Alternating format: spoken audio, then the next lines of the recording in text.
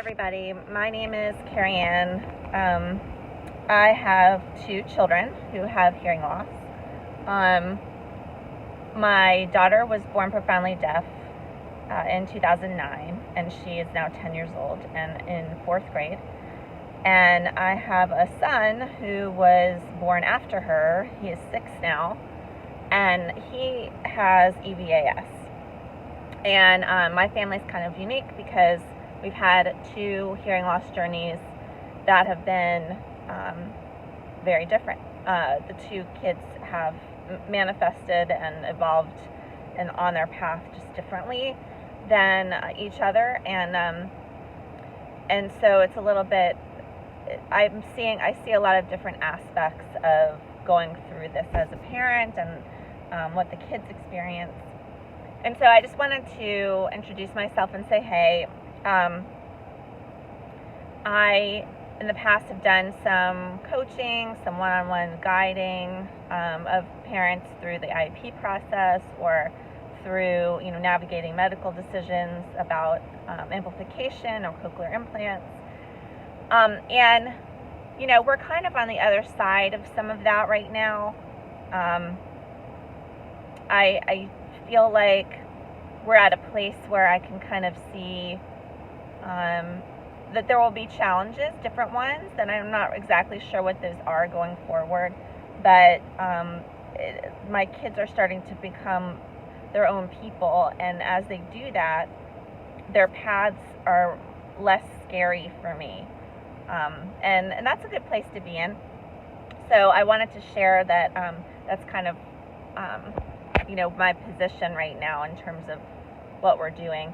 But I had an experience yesterday that I wanted to share and acknowledge with the broader community. And I hope it's helpful or it resonates with some of you as well. So my two children, my oldest daughter, who does not have hearing loss, she's almost 13, is going through some mental health challenges where she's dealing with some anxiety and some stress related to school. So I wanted to have her evaluated just to kind of see where we stand and if she needed any kind of medication for that. And my middle daughter, who is the one who was born profoundly deaf and has bilateral implants, was going through something through school where they were doing some psychological educational testing on her. And some of you may know that there's some science out there that says that kids with cochlear implants or kids who have had some sound deprivation as young babies or young children, maybe developmentally, don't get the full benefits of development in some parts of the brain. And I'm getting that a little bit wrong, and I don't want to, I'm not intending to comment on whether or not cochlear implants are the right thing for your family or not, because everybody sort of has a gap where they're waiting for their cochlear implants and there is some sound deprivation in the beginning. The brain is wired to hear and complement the ears, but if the ears don't work, then there is some, lack of stimulation in certain nerve spaces in the brain. And that's not a bad or good thing necessarily, because we know that the senses pick up in different parts. The senses will sort of compensate for the things that you're lacking. So the brain is really malleable at that time too. And also you can sort of make that time up if you choose to do that with amplification later on down the line. However, there is some breaking science that's, the last maybe 5 years that has said, with executive functioning and ADHD, sometimes these kids will start to exhibit those symptoms even if they had cochlear implants at a young age. And it's just because of that early development period and how that may have impacted the brain early on. So Ella, my middle daughter, is going through some testing at school to figure out what it is about her ability or challenges with organizing herself when she has a task to tackle, and that there are decisions and organizational things you need to do in your brain to get started and to finish, and to not panic about kind of the steps you have to go through to get to the end of a task. And that is how I would, in layman's terms, kind of describe executive functioning skills when it comes to academics. It's not completely accurate, but that's how I make sense of it in my head. And anyway, so she was going through some testing at school with the school psychologist around that, and we were incorporating what was going to come out of those tests into her IEP and some of her accommodations in the classroom. And so I wanted to also complement that with an evaluation at a psychiatrist who has educational testing capacity to do the same thing, and see if maybe what she was experiencing was close to ADHD enough or ADD enough to maybe require some medication to help her focus and do the tasks she needed to do. And I'm not sure what the answer is to that yet. We don't have all of the answers, but yesterday we were scheduled to have both children, both girls, evaluated, and one for one thing and one for another thing, and they had appointments that were consecutive in the book so that we could bring both of them at the same time. And it kind of went awry, and this is actually the point of this video. This is more of a commentary on how challenging it is to advocate for ourselves in the medical, in the medical environment, because we are the parents, but we're the customers, but there is less of a customer focus in medicine than in other places, right? So it's more about making sure that the patient is compliant and that the patient does what the doctor wants you to do, and the doctor's time is most important. And that is also because of the insurance system and how that works. But the doctor's priorities, once you enter that doctor's office, are about making the office run smoothly and having rules about when you can come, when you can't, and sticking strictly to those things. And then, what sometimes happens is when the parents are not compliant or can't make something work,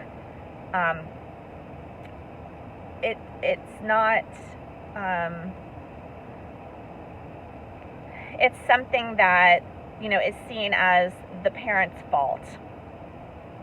And so let me just describe our situation yesterday, and it actually has nothing, the reason we were there doesn't have a lot to do with hearing loss, but it has a tie back to other experiences I've had with the system in the past that might resonate with you. So I had both children ready to go, and the day before they sent me a little automatic robocall that said that Ella's appointment, which was supposed to be second, had been bumped up by half an hour or an hour. I think it was an hour. And so there was going to be this large gap between Avery's appointment and Ella's appointment, and I would probably likely have to take Avery back to school in between. And so I was thinking through whether or not I wanted to take Ella out for the entire day or not, because that's a large chunk of school time that she was going to be missing, and most of it would be waiting around for her appointment, which was not until, close to her lunchtime at school. And so I kind of hemmed and hawed about it a little bit, and then I figured out, okay, I think what I'll do is Avery's appointment should only take an hour. I should have plenty of time to go pick up Ella from school and bring her in for her appointment in that gap now that was created by the doctors for whatever reason. So I went ahead and decided to send Ella to school, and I sent her to school because she misses a lot of school. The child gets pulled for, services during the week, and she also has usually multiple doctor's appointments in a month, so she misses a lot of school. So if I can get her to get a few hours of instruction at school before this appointment, it would probably benefit her. So I sent her to school at, she gets there at 7:20 in the morning, and so she would have a good 3 hours of school, and then I'd pick her up about 20 minutes before her lunchtime, and that should be good, and I could return her right after lunch, and things would go smoothly then in my head.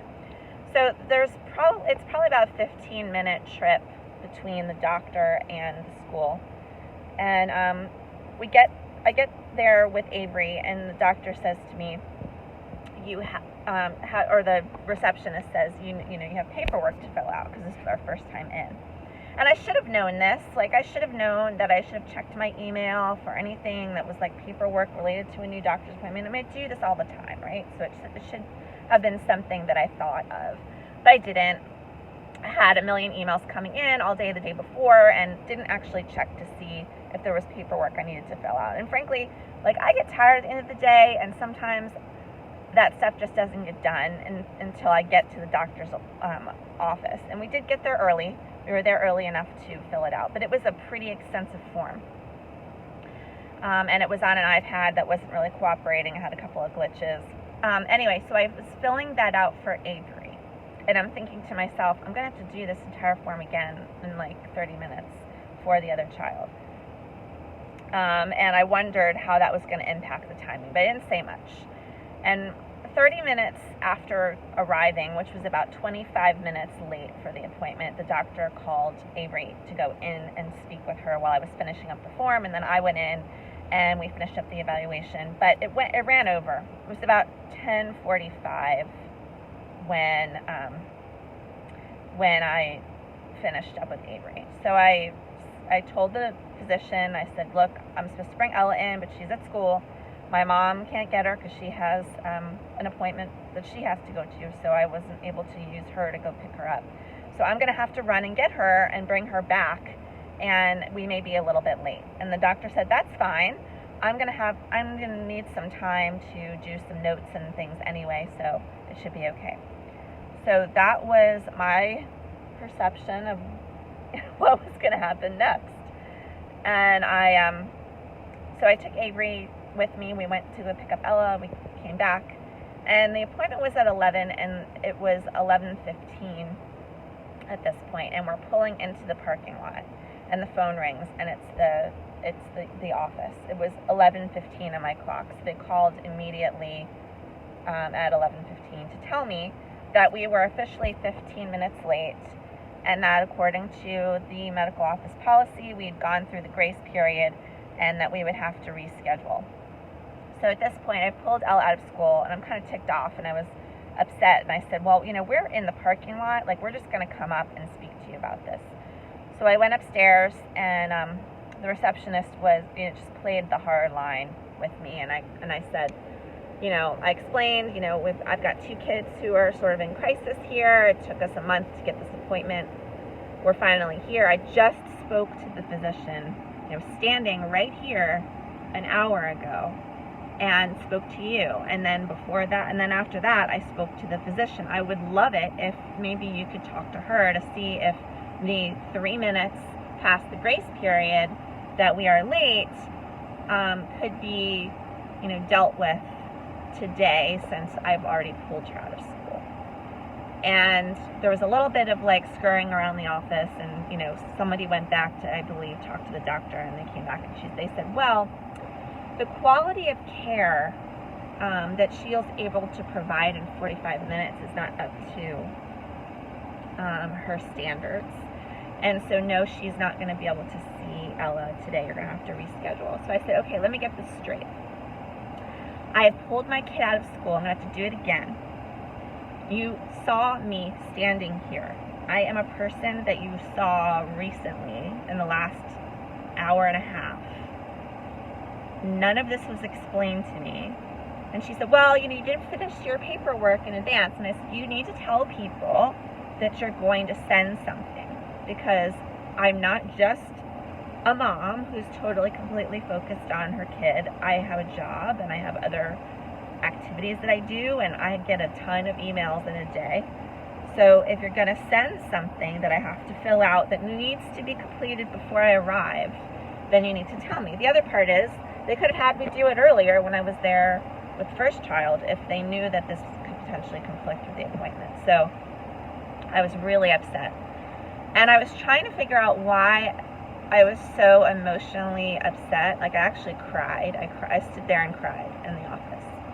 And I started having these flashbacks to other experiences where I had the same issue, where when I was a brand new mom with Avery, and Avery was in an infancy, and I had a dermatologist appointment, and I took all the energy I had just to get out of the house, like get her clean and in clothing that was clean, and in the car seat, and to the doctor, and up the stairs with the bucket seat and the whole nine. And I was not accustomed to that yet, and it felt like a lot to get there, and I was late, and they said, we have to reschedule, and I cried at that point. So it felt like the same experience. It felt like going back to that time.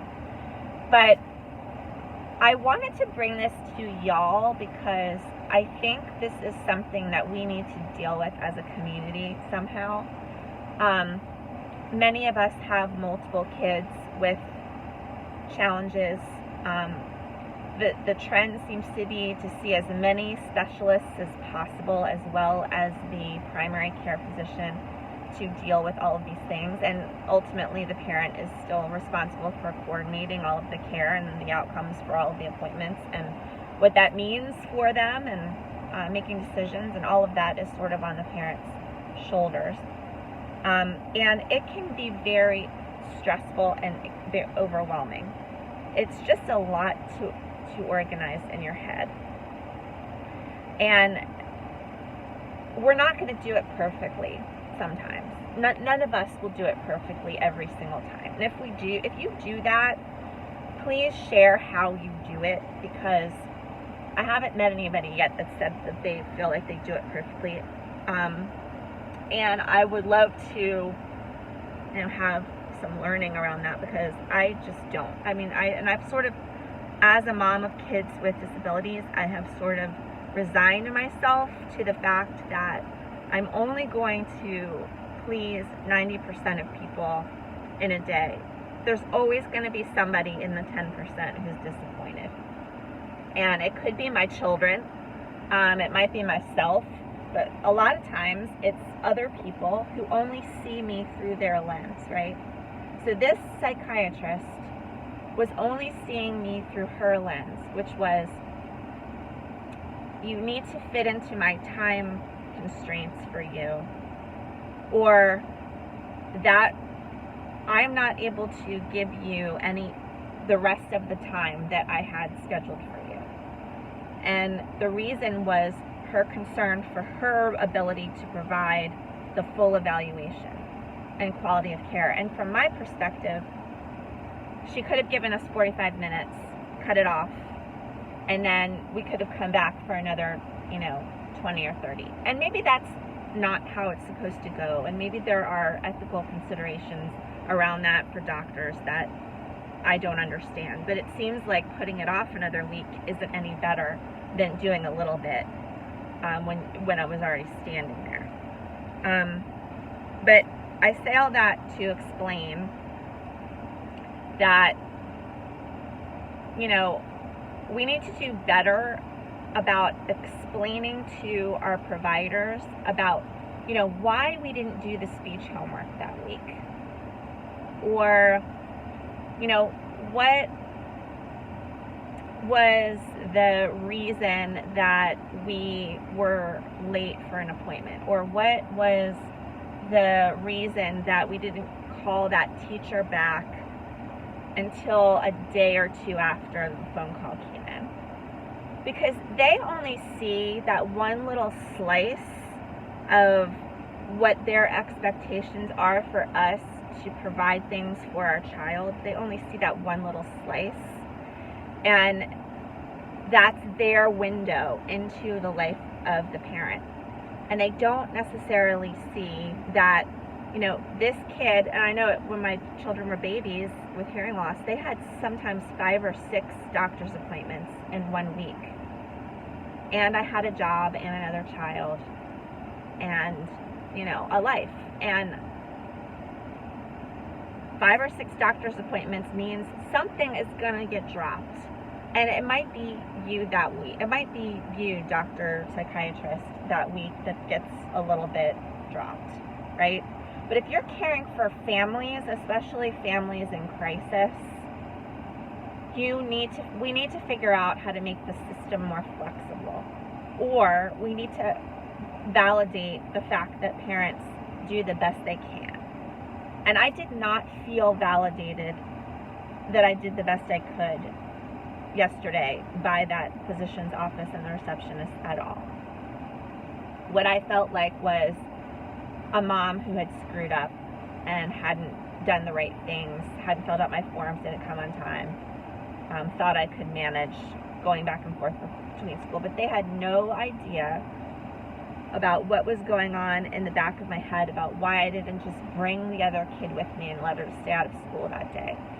And that was really what drove my decision about how the day turned out, was that I was also very concerned about the teachers knowing that I was pulling her out for, several hours when really she only needed to be out for maybe an hour and a half. So there are multiple professionals that are there to help us, and they have standards for us, and we try to meet all of them, and we usually fail at something because it's so much. And I still do this to this day, obviously, even though my kids are older and we're sort of more relaxed and on a different path. So I wanted to tell you all that you're not alone, and that if you drop the ball today, or something doesn't go quite right, or you're late, or you have to reschedule, or you forget an appointment, or you make your boss mad at you for not doing something, or your kid's teacher sends a note saying that they were too tired and needed to rest at school because they didn't go to bed early enough, or whatever the heck it was that you feel like you failed at that day. It's not a failure. It is just part of the process. And we need to start feeling better about the fact that we do a lot of things. And those things are all important. And everyone believes that their thing that they're helping you with is the most important. And sometimes it is, and sometimes it isn't for that family, for whatever reason on that particular day.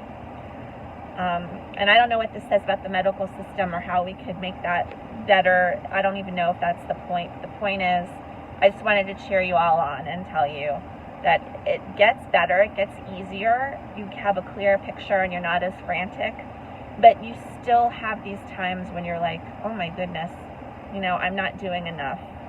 And I don't want anyone to feel like that. You're doing enough, and we're all doing exactly what we can in that particular moment, as much as we can. So that's really what I wanted to share, and I hope that resonates with you. I hope I'm not the only mom who has totally messed up an appointment this week because of some other priority that was going on in my head.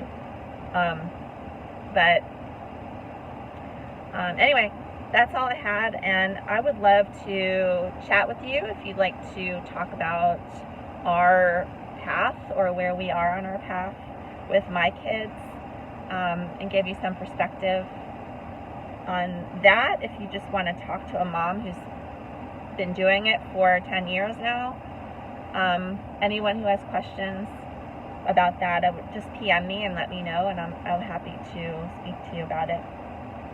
And have a great day, and pat yourself on the back for the things that you get done. And that's it. Thanks.